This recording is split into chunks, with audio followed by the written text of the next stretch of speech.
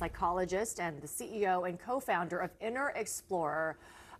Laura, the focus on children's mental health seemed to gain attention after COVID. Can you first off talk to us about these stress levels? Why are our children so stressed, and what age groups are we talking about?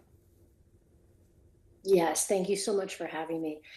The children today across the country in almost every age group are experiencing record levels of stress. So the CDC and other organizations have recently put out reports that are showing us, depending on the age group, anywhere from 45% all the way up to 75% of students are reporting chronic stress. And it doesn't just stop with students, it's families, it's educators as well.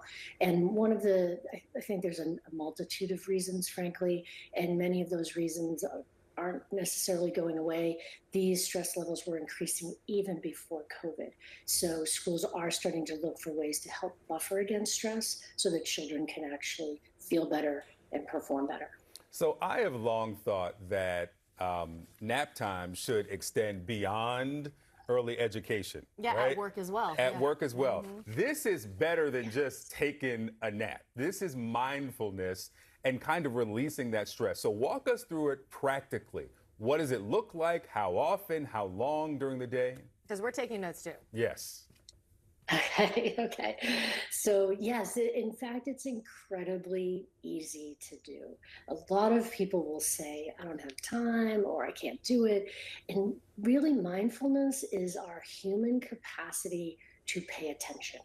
That's all it is. And when you spend just a few minutes, say 5 or 10 minutes a day, every day, spending time just, closing your eyes, looking downward, and just experiencing your thoughts, your emotions, your feelings, the world around you, it actually does incredible things biologically.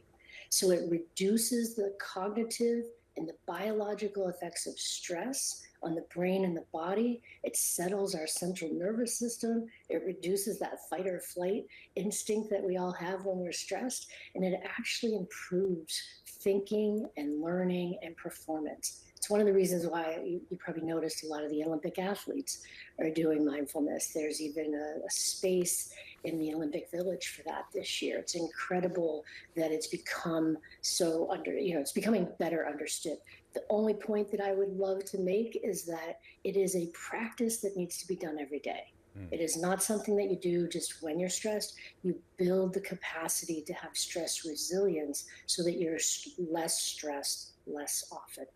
I feel like I need to get your number and talk to you a little bit so more. So important, though, is that you can't just lean on it occasionally. Yes. You have to build up that skill. Yeah, you've got to be consistent with it. I mean, do you have examples, Laura, of how it's made a difference in children, their behavior at school, and of course, their mental health?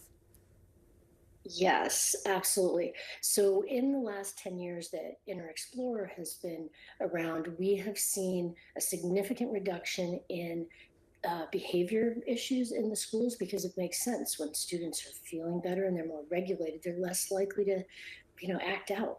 We've seen significant improvements in academic performance. So anywhere from 12, 13% to 25% better grades and test scores. And these are in key subjects like math and science and reading. So this isn't just about mental health, it's actually about overall performance. In fact, like with the Olympic athletes as an example, this is a way to help all of our children reach their potential and perform at their highest levels.